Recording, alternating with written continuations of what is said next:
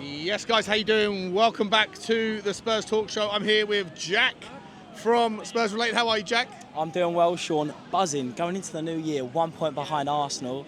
You can't really ask for much more. Not the best performance, if we're being honest, but I'm happy. You think it was the best performance? I've got to be honest, I think we played a lot better this season. Okay. I think that in moments we played the football that we know we can. I think in the last 20 minutes we actually turned up really well. And I think winning that way is a sign of this new Tottenham team where we got the mentality to actually get through. I think Bournemouth have been unbeaten in the last 7 matches, beating Man United 3-0 at Old Trafford. 6 out of 8 wins as well. On fire. I think their only draw was against Aston Villa. Correct. So it proves they're playing great football. And we come out today, we didn't have our full starting 11 that we normally had. We had Kulusevski out and we managed to get through the game playing good football probably for the vast majority of it. Mate, I've just been speaking to the boys from We Are Tottenham TV and they come out with a similar sort of tone. And I feel like I need to maybe ask you some questions here then, because I didn't feel like Tottenham were ever under pressure of conceding. I don't remember Vicario making any saves. Yeah. We might have been a little bit sloppy in the midfield. We might have given away a few chances in terms of possession, but I don't really remember Bournemouth being too creative in the final third. Am I wrong on that? I hear what you're saying, but I think, like we've seen with Tottenham this side, they had a lot of the ball in good areas. They were pinging the ball across the box, and it looked like, in my opinion, Dominic Solanke was probably few a couple of times. Yeah. And if he's been playing as well as he normally has, you spoke about it, would we be willing to spend a lot of money on a striker? He's one of the names being touted, and I don't think he had his best performance today. If he played as well as he did in previous matches, like he did against Nottingham Forest, they could have got a couple of goals. Okay. I mean, do you see what I mean? They got in good positions, whipping balls across the box. Yeah, but I thought we did as well. If I'm entirely honest, like my memory of the game. Listen, I've had 7 beers today, so maybe I need to go back and watch the game. I always, whenever I do these sort of post-match interviews, I always reserve the right to go back and change my mind in the morning when I watch the game. But I don't seem to ever have felt like we were that uncomfortable. I felt like we started the game better than them, and then after sort of 25 minutes when Sarr got injured, I felt like it was a bit of a game changer, a sliding doors moment in the match. Definitely. And after that, it sort of fizzled out and we lost our impetus. And maybe for the first 20 minutes in the second half. But I feel like Tottenham had a second wind. And like I said, I felt comfortable the whole way through. Yeah, I think that's a fair observation. I would say I felt comfortable as well. I just feel like when Sarr went off, you're losing someone who doesn't stop running. Off the ball, he's one of our best players. He covers Porro so well. It allows Porro to go forward and play those groundbreaking passes. So that was a big change. And I feel gutted for him because he'll be back for Spurs, but for him being a young lad, African I think that's one of the African Cup of Nations. That's huge for him. Yeah. But I hope he's all right. We'll see what happens. But let's talk a little bit about the individual performances today. Yeah. For me, 2 or 3 of the players that you could look at in the front line had moments of frustration, but then when it mattered, they figured it out. Yeah. Let's start at the back though. Vicario didn't have too much to do. No, Vicario, what a signing! I think £17 million. Yeah. How have we managed that? Been probably our best player this season, I think. 100%. So comfortable with him. Obviously, it's sad seeing Lloris go, but to bring in a player of his calibre and come in and settle like that, we've done phenomenal there. And fair play to Paratici and his staff. Pedro Porro and Destiny Udogie, let's cover. I can see you're shaking. You cold, No, mate? I'll tell you what, where I was sitting, absolutely shaking. So I apologise because I'm absolutely drenched through. But cold. the Tottenham content doesn't stop, so I apologise. The clock doesn't stop. Let's talk about the fullbacks then in one. Pedro Porro and Destiny Udogie, I thought they were great. How did you feel they did today? Oh, Pedro Porro, fantastic. He's also been one of our strongest. Destiny Udogie defensively as well. I think that people see him going forward so much in that inverted role, but how well he covers. Because we've got 2 fullbacks playing centre half. He has to cover in and step in as well, so credit to him. Emerson Royale and Ben Davies, I didn't think look, they're not what we want. We're hoping there's another one coming in the next couple of days. Yeah. But today, it could have been a clean sheet. It wasn't quite at the end, but I thought they both did pretty well today, did they not? Yeah, definitely. Ben Davies has been stellar this season. This man gets criticised by Tottenham fans year in, year out. But if you've got someone who bleeds Tottenham Hotspur, someone who's always willing to step up to the plate in whatever position, Ben Davies is that man. And he's took to that position, left centre-half, which is not his natural position if we're being honest. Correct. In a 2-man centre-half, yes, in 3 at the back. He was sensational again, and he has been for the last 5 games. So, Ben Davies, I'm your biggest supporter, mate.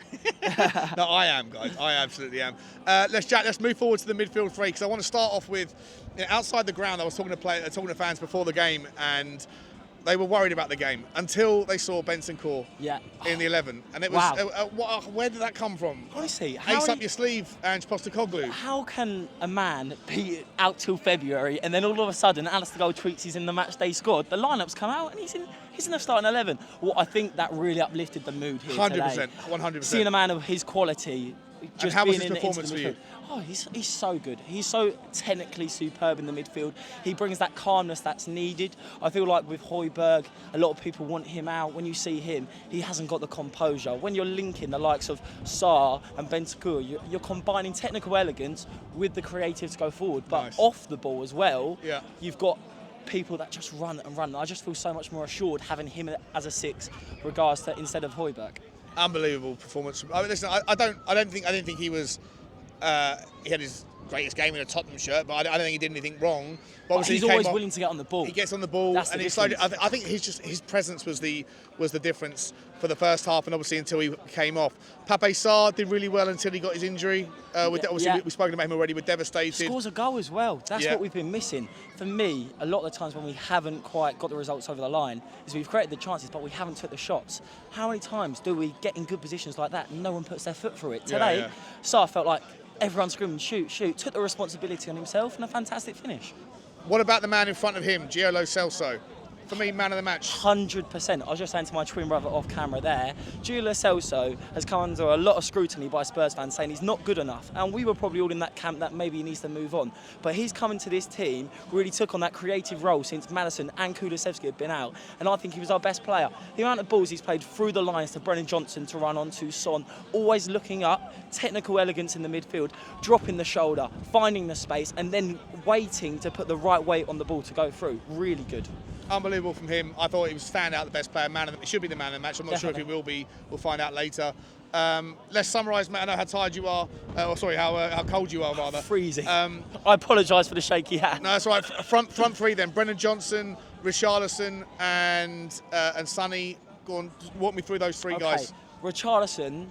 I'm going to start off with what I was really pleased with, his work rate off the ball. Defensively, we saw Kane do it a lot, coming into his own box, heading the ball out, running, always looking to latch onto their defenders, trying to pick up those loose passes. He hasn't quite got the composure in front of goal today, but at the end of the day, he still scored. Brendan Johnson puts in a fantastic ball. When he goes into the new year, scoring, is it 5 goals in 4 games? Or 5 goals in 5 games? 5 in 5, Which is brilliant, Sean. Sensational. That's what you want from a striker. And if we keep creating that many chances, then give him another 6 months, see what he can do. Okay. How about Brennan Johnson? Young, going to improve, lightning fast, got fantastic attributes, and improving game I think it's his 4th assist this season, I think. Which is impressive. Very impressive. Like we say, he's only played 12 games, even Perisic got 11 assists last season. So, in my opinion, he's got a long way to go from where we want him to be. But he's doing okay whilst he's learning. He's got the pace, he's learning. You've got fantastic forwards like Son and Kulusevski who are going to teach him and are going to push him as well. So I'm looking forward to seeing how he improves in the new year. And last one, mate. I mean, we could go through the subs, but I know you're cold. Sonny. No, we can carry on. Sonny, for me, wonderful performance. Just in terms of getting around the place, trying his hardest. Frustrating in terms of his lack of willingness to take the player on and have a crack with his left foot. The crowd around me were absolutely screaming at him to get on board it and just have a shot with the left. And when he finally does it, he puts it top bins. Exactly, and this is the thing with Son. We know how comfortable he is on both feet. So I was surprised. I was right next to it because I see it east lower. And you thought, he's through on goal. Just take it with your left. Show that confidence. And when he did, he scored and he's carried on his fantastic scoring run. I do feel if we're being critical today, I feel like he could take on his man a bit more. But in the second half, when Bournemouth players got a bit tired, that you saw the Son that we wanted, driving into the space, really taking on their fullbacks, Max Aarons, who probably had a good game for them as well today. And Son in the new year could easily be in a golden boot race. Mate, talking about the last question for you, Arsenal drop points today, Tottenham get the 3 points. We'll round off by asking you, is this the craziest season ever? And what exactly can Tottenham do going into the new year? The new year starts tomorrow. I mean, an uplifting performance, an uplifting result, plus Arsenal drop the points. Perfect way to finish the year, no? You know me, Sean, I'm optimistic Jacko. I'm always looking at the positives. I'm realistic, but optimistic. Optimistic Prime, we're going to call you. Well, look, title favourites, according to Gary Neville, a lot of Sky Sports pundits, only little old Tottenham, we're 1 point behind them going into the new year with our B team. Van der Ven back into the mix. James Maddison back into the mix. Bentancur coming into full fitness. Dragusin or Todibo coming in the next couple of days. Todibo, Conor Gallagher. If you're a player right now looking at this Tottenham side thinking, I could come into this Tottenham side they still there? And help push them really be up there at the end of the season. Can good things happen this year for us? Can they? Of course they can. Rhetorical question. Sean, we're going to be there every week and you never know what can happen because this season's crazy. Man City is still not looking their best, but we know how good they can be. Liverpool are not playing like a team, they're playing like individuals at the minute. Yeah.